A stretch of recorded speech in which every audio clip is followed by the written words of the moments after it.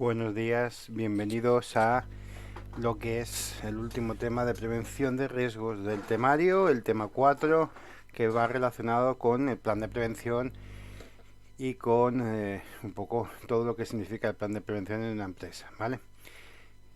Ya os adelanto que la parte del plan de prevención, de la definición como tal, como la de el plan de autoprotección que tienen que tener algunas empresas, por un lado lo estáis viendo con Ventura en otros módulos y por otro lado os he subido dos vídeos cortos de un compañero, de Rafa, que explica bastante bien ambos conceptos. Pero yo me voy a centrar un poco en el resumen del plan de empresa, en qué es un plan de prevención en una empresa, y después nos centraremos un poco en la representación de los trabajadores y los servicios de prevención que tiene que tener una empresa. Vale, este sería el esquema un poco de lo que es la unidad 4, ¿vale? Que es un poco la organización de la prevención y demás.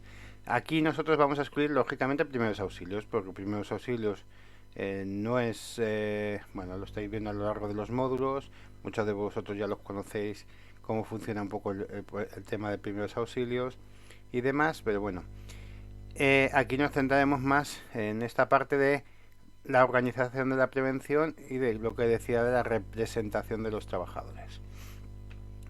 Hemos visto lo que es un plan de prevención, perdón, que nos habíamos dejado. A ver. Un plan de prevención es un documento donde se establece la política de la empresa en relación a daños, a riesgos laborales, perdón. Tiene cuatro herramientas clave. Por un lado, definir la prevención de la empresa. Quiere decirse cómo es la empresa, cuántos habitantes, iba a decir, cuántos empleados tiene esa empresa y qué tipo de políticas vas a gestionar, que eso es lo que vamos a ver ahora.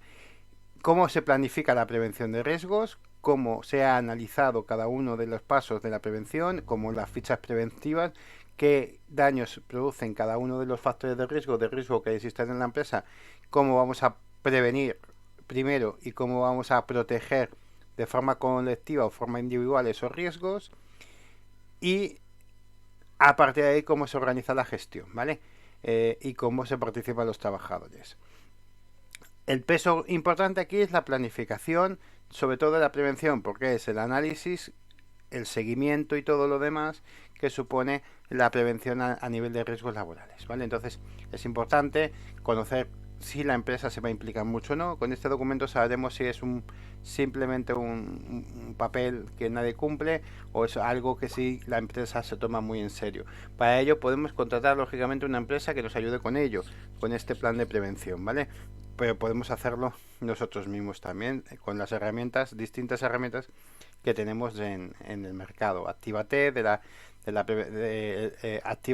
Protégete, perdón, de la prevención de riesgo, Preventiv, Preventit, Preven, ¿no? Que es Preven, es la marca que también hace autocontenido de planes de prevención en empresas pequeñas, pero bueno, el objetivo de la prevención es saber quién lo va a gestionar. Puede ser perfectamente el propio empresario. El empresario es el que decide gestionar desde el punto de vista de la prevención todo lo que tiene que ver con la misma, ¿vale? O sea, un poco gestionar el día a día de prevención, hacer el plan de prevención de riesgos laborales, establecer las normas en plan de prevención, etcétera, siempre que cumpla unos requisitos. Lo puede hacer siempre que haya 10 personas, un máximo de trabajadores, si existen varias oficinas, por decirlo así, varios centros de trabajo, o un 25 si existe un solo centro. Pero para que se cumpla este requisito de que haya 25 personas máximo y yo lo puedo hacer como empresario, tiene que no estar catalogado en riesgos peligrosos, es decir, no es minería, no es explosiones, no es riesgos que son específicamente peligrosos según la normativa, que el responsable de la empresa o el empresario esté siempre en la empresa o que esté de forma habitual en la misma y que tenga una titulación como la que vais a tener vosotros de técnico prevencionista básico de 30 horas, ¿vale? Que cuando terminéis la FP es lo que tenéis, ese título de 30 horas con el que podéis planificar perfectamente vosotros, si tenéis una pequeña empresa, todos los riesgos mínimos que se piden en la empresa.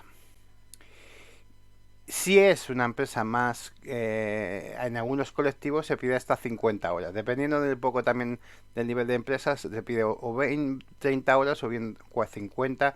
Pues eso, dependiendo de la actividad, de que suele ser, cuanta más peligrosa, más horas de formación le están pidiendo. Si nosotros no controlamos todo, lo que hacemos es externalizar los servicios que no controlamos a una empresa externa. Es decir, todo el tema de medicina del trabajo, todo el tema de a lo mejor de incendios, lo podemos externalizar y nosotros nos dedicamos a hacer simplemente el informe adecuado para, si viene una inspección, que conozca cómo es ese procedimiento en materia de prevención de riesgos. ¿Vale? Ese mismo empresario puede decir, yo no estoy de manera habitual en el centro de trabajo, o yo no quiero hacerlo, y voy a decidir que sean dos personas, una o varias personas, dependiendo del tamaño de la empresa, las que se encarguen de gestionar este tema de prevención de riesgos. ¿Vale? Las mismas situaciones que antes, de 10 trabajadores es varios centros, o 25 trabajadores es un solo centro. Tiene que tener tiempo suficiente para ello, se le debe de dar tiempo suficiente para ello, no vale hacerlo fuera del horario, se le debe de proteger específicamente como a los delegados de personal, es decir, son personas que en caso de despido tendrán unas protecciones distintas al resto, etc. No se les podrá echar por ese motivo porque bueno, pues no me está gustando lo que me está pidiendo en materia de prevención, es muy exigente con la empresa porque quiere tener muchos EPIs o porque quiere proteger mucho a sus compañeros y bueno, pues no se le puede echar por ese motivo, por decirlo así. Igual tiene que tener formación, tiempo o dependiendo de lo que sea, pues dependiendo del nivel de protección que queramos hacer, o sea, a un nivel básico pues tendríamos 30-50 horas. Si es a nivel intermedio, donde se implica más en el día a día de la empresa, son 300 horas. Y si no, tendría un máster con al menos 3 especialidades de las 4 existentes, ¿vale? ¿Qué supone esto? Pues que todo lo demás igual lo haría una empresa externa. Cuando pasamos de esos 25 empleados, podemos elegir un servicio de prevención ajeno, que es lo habitual. ¿Vale? Me voy a saltar primero el servicio de prevención ajeno. Son entidades, empresas que contratan el autónomo, el empresario que tiene una empresa, valga la redundancia, y que se dedican a gestionar la prevención de riesgos. ¿Vale? Puede ser obligatorio, ¿vale? O puede ser que la empresa, teniendo un sistema propio, pues no cubra todas las necesidades de la empresa, las cuatro factores que vimos en su día, ¿no? Los ambientales y demás. Vale. Entonces, si se quedase fuera uno de ellos, medicina del trabajo, normalmente suele ser medicina del trabajo, los reconocimientos médicos suelen contratarse a una empresa externa. Si tenemos más de 500 personas, sí o sí vamos a tener que crear un servicio de prevención propio. Hasta 500 podemos tener un personal ajeno, ¿vale? Podemos contratar una empresa que se dedica a hacer todas las gestiones, pero a partir de las 500 horas tendremos que tener un técnico de prevención de riesgos laborales. Si es una empresa peligrosa serán 250, que se dedicará a realizar el servicio de prevención de la empresa en in situ. Pondrá todos los medios necesarios para garantizar la seguridad y salud de los compañeros de esa empresa. Todo lo que no tengan ellos, lo que no cubran por su especialidad, lo realizaría el servicio de prevención ajeno. Pero si esa persona o persona cubren todas, incluido medicina, los reconocimientos médicos, etcétera, etcétera, pues entonces podríamos tirar con ello, por decirlo así, ¿vale? También se da una tercera pata, que es, digamos, 500 personas en circunstancias normales, 250 si una empresa peligrosa, pero también si la inspección así lo decide, también podemos tener un servicio de prevención propio. ¿vale? Y por último, el servicio de prevención con mancomunado. El mancomunado es, como su nombre indica, mancomunidad, como una mancomunidad. Quiere decir, un edificio de oficinas puede ser, yo que sé, la Torre de Cristal o la Torre Picasso en Gran Vía, en Castellana, perdón, la Torre Picasso en Castellana. O el Corte Inglés, un Corte Inglés, no, un Parque Sur, por ejemplo, que yo creo que casi todos conocemos lo que es el Parque Sur, un parque comercial bastante grande, o un edificio de oficinas o cualquier cosa perdón, un edificio de nave, un conjunto de naves industriales, un polígono industrial que decide que se juntan todos para que exista un servicio de prevención, ¿vale? Y entonces entraríamos en el mismo juego. Si son más de 500, esta empresa mancomunada va a tener su personal de prevención de riesgos. Si son menos de 500, pues podrá contratar una empresa y entre todos pagan a esa empresa. En vez de tener cada uno la suya, pues todos tienen una empresa que se dedica a gestionar esos riesgos. Eso sí, si dentro de esa mancomunidad, de ese edificio de oficinas, de ese polígono industrial, hay solo una empresa que tiene más de 500 empleados, esa empresa se quedaría fuera de la mancomunidad, entraría con su servicio de prevención propio, ¿vale? Tendría que tener una persona adicionalmente para el servicio de prevención propio. Bueno, esto es un poco el anexo de las actividades de riesgo para que lo tengáis y lo veáis.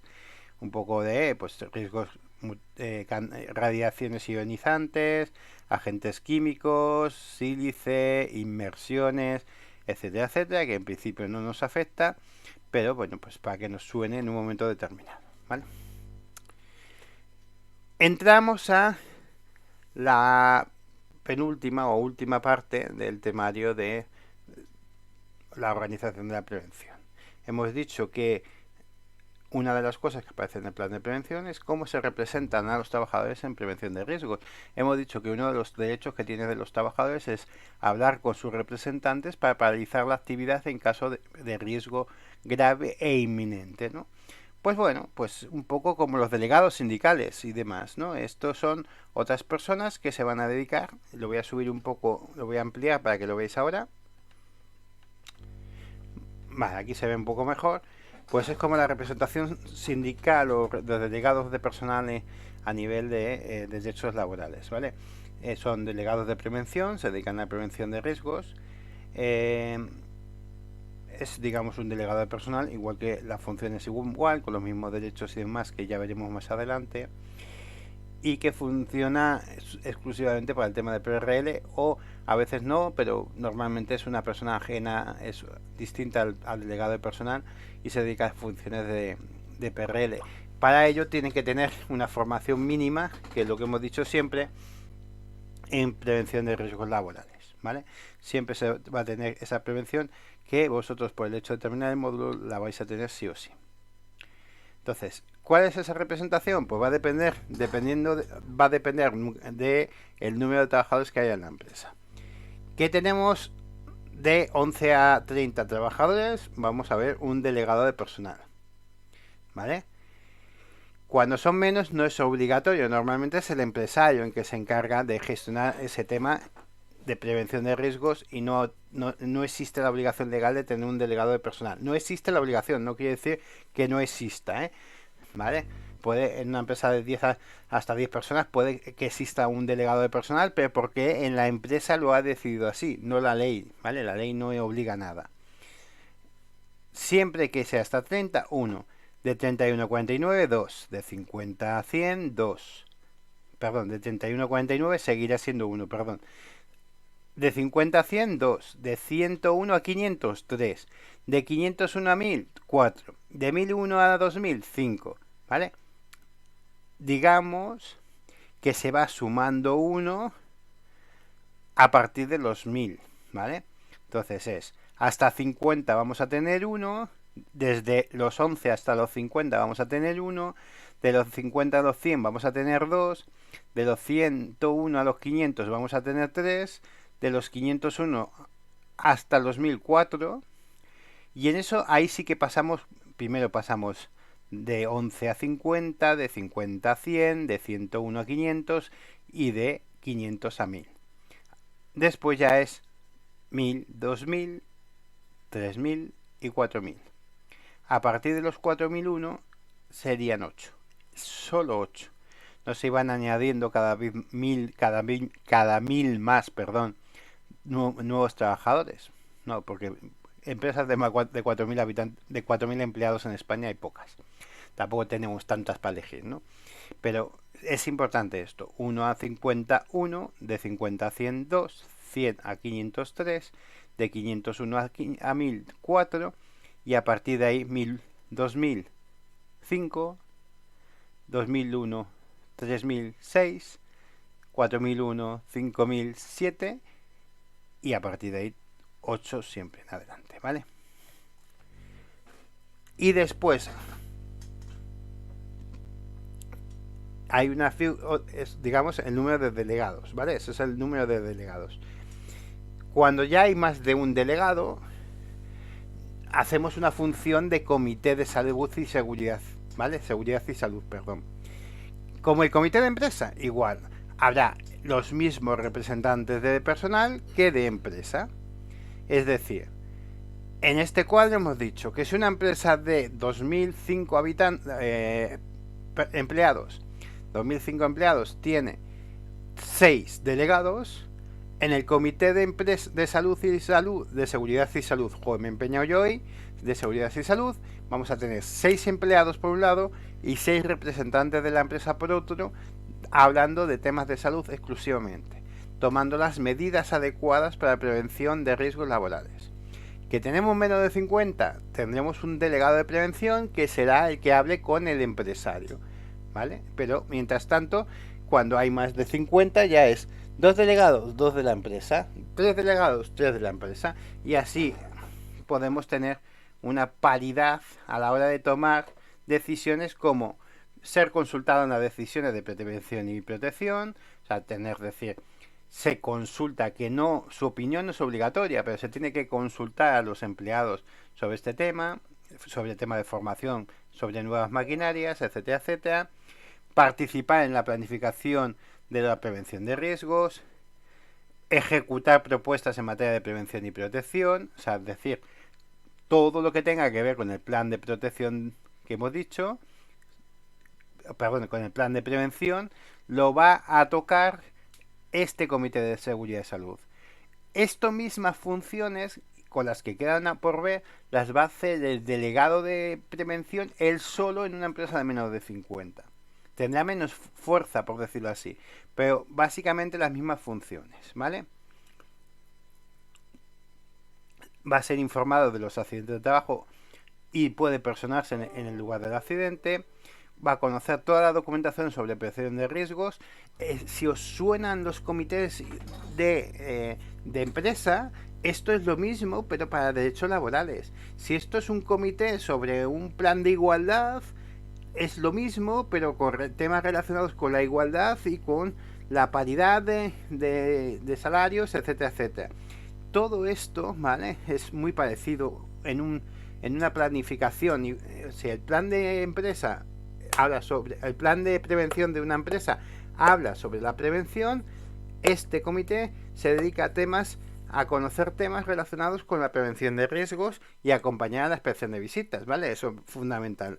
Pero en el otro lado, si es un comité de empresa sobre derechos laborales, pues va a tener que conocer todo lo relacionado con contratos, etcétera, etcétera, que eso ya lo veremos más adelante. Pero si os dais cuenta, si ya conocéis estos comités de empresa, la función es similar, pero exclusivamente con temas de prevención de riesgos, ¿vale? Que esto es importante que lo tengáis, ¿vale? Bueno. Y la más importante de las funciones es, como hemos dicho, promover la paralización de las actividades en caso de riesgo grave e inminente. En el caso de Valencia, los trabajadores pueden dejar de trabajar. Hemos ahora visto el permiso ambiental para que los trabajadores puedan cobrar mientras están parados en un momento determinado y no tengan que trabajar en condiciones como pasó en Valencia. Y ellos pueden paralizar la actividad, no realmente, pero sí proponerlo al comité. Entonces el comité, a posteriori, porque en este caso no puede hacerlo en el momento, o sí, en el momento sería lo ideal, decide si se paraliza la actividad o no, que es un poco lo que decidió la Universidad de Valencia. La Universidad de Valencia, su comité de seguridad, decidió que no hubiese clases porque podía haber un riesgo grave e inminente, ¿vale? Ese es el objetivo también de los miembros del comité y de los delegados. Que en cuanto a investigación o costes de la empresa con relación al tema de riesgos laborales, pues bueno, lógicamente las empresas están obligadas a investigar todos los accidentes, ¿vale? Sean leves o aquellos que no tengan lesión ninguna también, ¿vale? Tenemos que investigar para que no se repita, ¿no? Es, digamos, elaborar un informe para que no se repita. Y tomar nota en el sistema Delta, de los accidentes que han llevado a muertes en un momento determinado y las bajas laboral que duren más de un día, ¿vale? O mínimo un día, más de un día, a partir de un día, normalmente es un día o un poco más, ¿vale? Lo que se suele notificar. Y si no han tenido baja, una notificación mensual. En el momento que se produce, muertes y bajas de un día. Y si no se pasa esto, pues los que no han tenido baja, qué accidente ha habido y lo tienes que notificar para hacer un informe y una estadística de cuántos accidentes hay al año, llevar un control, incluso le puede ser una herramienta para inspección de seguridad, de inspección de PRL, para que, pues oye, investigue esta empresa qué errores está cometiendo y demás. No siempre es así, por desgracia, pero bueno, es lo ideal. Vale, pues esto ya lo vimos, ¿no? Lo que supone para el trabajador y para la sociedad. Y bueno, y lo que es el papel de la inspección de trabajo, pero como esto en el libro no aparece, pues no simplemente es para que lo veáis, lo tengáis ahí visualizado y ya está, ¿vale? Vale. Con el fin de terminar el temario y un poco también las fichas que os ha facilitado os he facilitado para hacer las tareas, os dejo esto para que lo visualicéis un poco, porque es algo que os estoy pidiendo en la ficha última, ¿no? De normas internacionales y demás, para que lo podáis paralizar y decir, mira, tengo normativas aquí que me pueden ser interesantes a nivel de ponerlas en el trabajo y demás, ¿vale? A nivel de normativas internacionales, yo separo la internacional de las normas europeas, pero bueno, aquí tenéis algunas de las normas que os sirven en este sentido. Y por último, a la hora de evaluar, ¿vale?, los riesgos, tampoco viene en el temario, pero me parece muy interesante que lo conozcáis, ¿vale? Cuando hacemos la revisión o el análisis de los riesgos que hay en una empresa para la hora de planificar y hacer el plan de prevención, tenemos en cuenta la posibilidad de que pase y las consecuencias que produce, ¿no?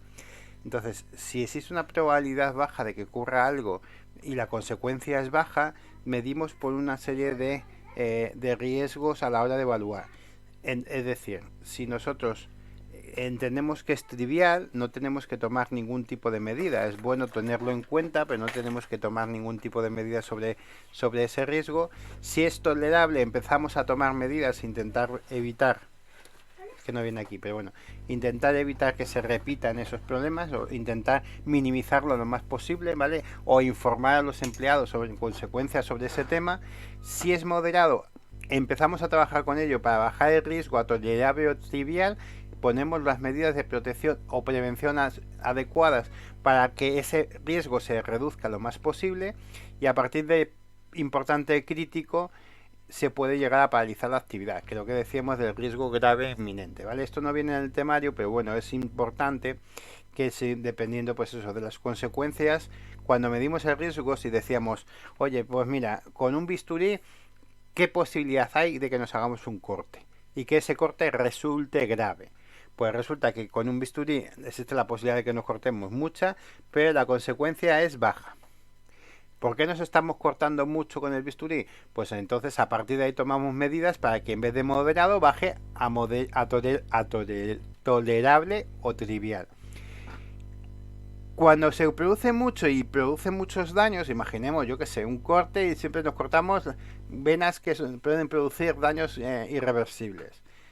Entonces tenemos que tomar medidas mucho más drásticas, además de paralizar la actividad, tomar medidas mucho más drásticas. Por ejemplo, una máquina que produce una posible lesión que si metemos la mano nos podemos cortar y no existe mecanismo de parada o no existe mecanismo de pues como la del pan, la mampara esta que cuando cortamos el pan en una máquina de Lidl o de Mercadona, que cortamos el pan y pone mampara, si no existiese la mampara, la posibilidad de que hubiese un riesgo pues sería alta.